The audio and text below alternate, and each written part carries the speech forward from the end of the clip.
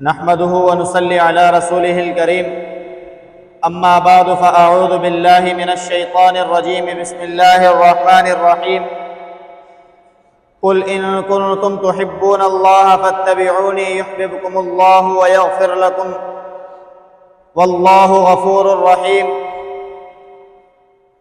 وقال رسول الله صلى الله عليه وسلم من أحب سنتي فقد أحبني ومن أحبني كان معي في الجنة أو كما قال عليه الصلاة والسلام.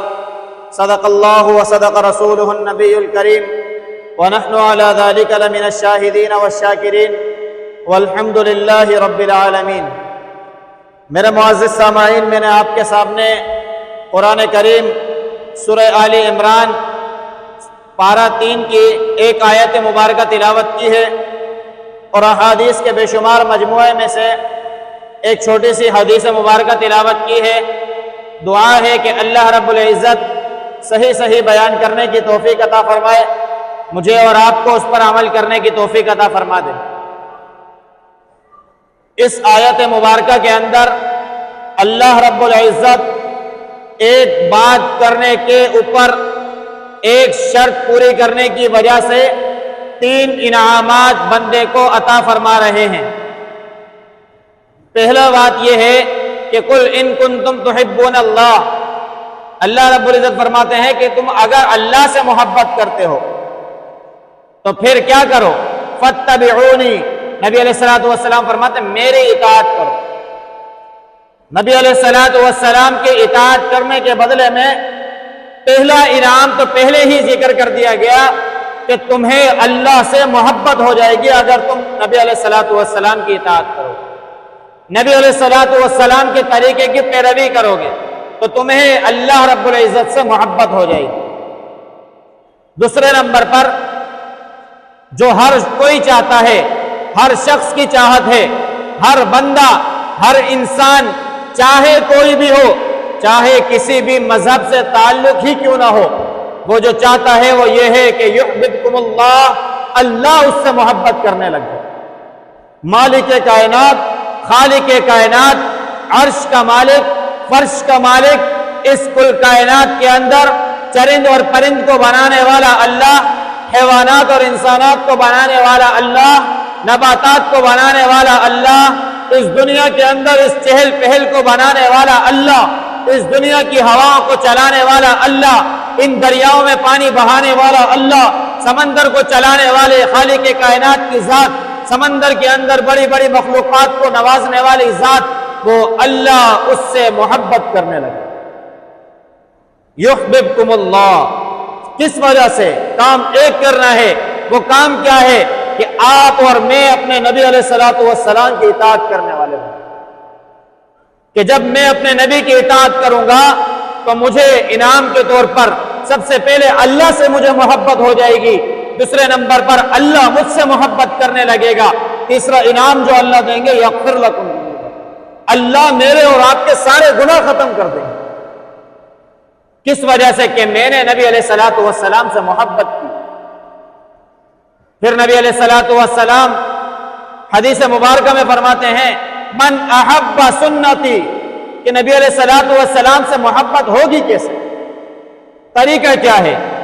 نبی علیہ السلام نے فرمایا کہ جس نے میری سنت، میرے طریقے سے محبت کی، پسند کیا، تو اس نے گویا کہ مجھ سے محبت کی. ومن احبنی، اور جس نے مجھ سے محبت کی، کان معی فی الجنہ، وہ جنت میں میرے ساتھ ہوگا. اور ایک اور حدیث میں نبی علیہ السلام نے فرمایا من اطاعنی فقد اطاع اللہ، کہ جس نے میری اطاعت کی اس نے اللہ کی اطاعت کی. ومن عصانی فقد عصى اللہ، اور جس نے میری نافرمانی کی گویا کہ اس نے اللہ کی نافرمانی کی. ایک موقع پر نبی علیہ السلام نے صحابہ سے فرمایا کل امتی یدخلون الجنہ، کہ میری امت کا ہر شخص جنت میں جائے گا، الا من ابا، مگر وہ شخص کہ جو انکار کر دے. صحابہ نے عرض کیا یا رسول اللہ من یابا، کون انکار کرنے والے سے آپ کی کیا مراد ہے؟ کہا کہ جس نے میری اطاعت کی اس نے اللہ کی اطاعت کی، اور جس نے میری اطاعت سے انکار کیا گویا کہ اس نے میری دعوت سے انکار کیا، اور جس نے میری اطاعت کی وہ جنت میں ہوگا، اور جس نے میری دعوت سے میری اطاعت سے انکار کیا وہ جہنم میں ہوگا۔ میرے بھائیوں، دوستوں، بزرگوں، میرے اور آپ کی کامیابی کے لیے نجات اور سب کچھ نبی علیہ الصلوۃ والسلام کا طریقہ۔ ایک موقع پر ایک غیر مسلم مسلمانوں کے ساتھ جنگ چل رہی ہے، اور وہ قتل و قتال کرتے ہوئے مسلمانوں کو جنت کی طرف بھیجتا چلا جا رہا ہے، مسلمانوں کو شہید کرتا ہوا آ رہا ہے، مسلمانوں کا قتل کرتا ہوا آ رہا ہے۔ اچانک نبی علیہ الصلوۃ والسلام کے چہرہ انور پر نظر پڑی۔ جب چہرہ انور پر نظر پڑی تو حیران ہو گیا اور تکتا رہ گیا کہ یہ کون شخصیت کھڑی ہے۔ پھر جب دیکھا کہ یہ مسلمانوں کے سردار ہیں اور نبی علیہ الصلوۃ والسلام کے اخلاق کو دیکھتا رہا، اپنے گھوڑے کو روک لیا۔ کیا عجیب تاثیر ہے اس نگاہوں میں کہ نبی علیہ الصلوۃ والسلام کی نظر جب پڑتی ہے وہ منہمک ہو جاتا ہے اس نظر کے اندر، اور اپنے آپ کو بھول جاتا ہے کہ میں کر کیا رہا تھا۔ یہ میرے نبی کی طرف ایک نظر تھی۔ نبی علیہ الصلوۃ والسلام کو دیکھتے دیکھتے دیکھتے اس کے دل کے اندر ایمان کی چنگاری اور نبی علیہ الصلوۃ والسلام کی محبت پیدا ہو گئی۔ نبی علیہ الصلوۃ والسلام سے کہنے لگا کہ مجھے لگتا ہے آپ کا دین حق ہے، اگر میں ایمان لے آؤں، آپ کو سچا نبی مان لوں، آپ کے اللہ پر ایمان لے آؤں، مجھے ملے گا کیا؟ کہا کہ آپ کو اللہ سے محبت ہو جائے گی، اللہ آپ سے محبت کریں گے اور آپ کے سارے گناہوں کو بخش دیں گے، اس وجہ سے کہ آپ میری اطاعت کریں گے۔ کہا سارے گناہ؟ ابھی جو میں قتل کرتا ہوا آ رہا تھا یہ؟ کہا سارے گناہ ختم۔ اس نے کہا مجھے کلمہ پڑھائیں۔ نبی علیہ السلام نے کلمہ پڑھایا، گھوڑے پر بیٹھ کر کلمہ پڑھا، اور پھر نبی علیہ الصلوۃ والسلام کے ہاتھ مبارک چومنے کے لیے آنے لگا اور اپنے قدم کو جما نہ سکا اور پھسل کر گر کر ہلاک ہو گیا۔ تو جب جنگ ختم ہوئی، نبی علیہ السلام نے صحابہ سے عرض کیا کہ جنتی شخص کو دیکھنا ہے؟ صحابہ نے کہا جی بالکل دیکھنا ہے۔ کہا دیکھو اس شخص کو، یہ جنتی ہے، یہ جنت میں سیر کر رہا ہے۔ صحابہ نے عرض کیا یا رسول اللہ یہ تو ہمارے ساتھ لڑ رہا تھا، ہمارے بھائیوں کو قتل کرتا ہوا آیا ہے، یہ کیسے جنت میں پہنچ گیا؟ نبی علیہ السلام نے فرمایا کہ اس نے مجھ سے میری اطاعت کا وعدہ کیا اور کلمہ حق بلند کیا، اور اسی لمحے اس کی جان پرواز کر گئی۔ تو اللہ رب العزت نے وعدہ کیا ہے جو میری اطاعت کرے گا اللہ اس کے گناہوں کو بخش دے گا، اس کے دل میں اللہ اپنی محبت ڈال دیں گے، اور اللہ رب العزت تو بخشنے والے ہیں، اس کی بخشش بھی ہو گئی ہے، یہ ابھی جنت میں سیر کر رہا ہے۔ مجھے بتائیں کہ یہ ہے میرے نبی کی عظیم اطاعت کہ مسلمان تو مسلمان کہ ایک غیر مسلم صرف ارادہ کر کے کلمہ حق بلند کرے، کوئی عمل نہ کرے، اس کے لیے بھی جنت کا دعویٰ۔ حضرت صہیب رضی اللہ تعالی عنہ نبی علیہ الصلوۃ والسلام کے وہ صحابی کہ جو ایران کی طرف سے غلام بنا کر لائے گئے اور مکہ کی سرزمین پر غلام بنا کر فروخت کیے گئے، انہوں نے نبی علیہ الصلوۃ والسلام پر ایمان لایا۔ ایمان لانے کے بعد مکہ میں رہتے ہوئے تجارت بھی کی اور مال اور دولت بھی جمع ہوا، اپنا گھر بھی بنایا، اسباب بھی بہت سارے ہو گئے، لیکن نبی علیہ الصلوۃ والسلام نے ہجرت مدینہ کے وقت ان سے کہا کہ میں آپ کو مدینہ میں دیکھنا چاہتا ہوں۔ نبی علیہ الصلوۃ والسلام کی اطاعت پر مر مٹنے والے صحابہ پر قربان کہ کہا یا رسول اللہ بالکل میں آپ کو مدینے میں ملتا ہوں۔ تو نبی علیہ الصلوۃ والسلام کے اس فرمان کو پورا کرنے کے لیے سارے کے سارے مکہ کے کفار قریش جمع ہو گئے کہ حضرت صہیب کو یہاں سے جانے نہیں دیں گے۔ کیوں جانے نہیں دیں گے؟ کہا یہ آئے تھے غلام بن کر، یہاں پر ان کو فروخت کیا گیا، ہماری سرزمین پر انہوں نے مال و متاع کمایا، دولت کمائی، اب یہ کیسے یہاں سے دولت لے کے جائیں گے؟ اور ان کے لیے سخت نگرانی لگائی کہ ان کو مدینہ کی مکہ کی سرزمین پار کرنے نہیں دیا جائے گا۔ تو رات کے وقت موقع پا کر حضرت صہیب رضی اللہ تعالی عنہ نے نکلنے کا ارادہ کیا۔ جب نکلے تو ایک پہاڑ پر چڑھ گئے، پیچھے کفار پیچھے کرتے کرتے آ گئے، اور پہاڑ پر چڑھنے کے بعد اپنے ایک تیر کو لہرایا اور کہا کہ مکہ والوں تم جان لو اس بات کو کہ تم میں سے اور ایک شخص مجھ سے واقف ہے کہ جب میرا تیر میرے کمان سے نکلتا ہے تو خطا نہیں کرتا، جا کر اپنے ہدف پر لگتا ہے۔ تو اب جو کوئی اپنے جان سے ہاتھ دھونا چاہتا ہے، اپنے گھر والوں کو بے جان چھوڑنا چاہتا ہے، تو آئے میرے سامنے اور میرے تیر کا مقابلہ کرے۔ تو مکہ والوں نے کہا کہ آپ سارا کا سارا مال لے کر جا رہے ہو، اس مکہ کی سرزمین پر جو مال کمایا۔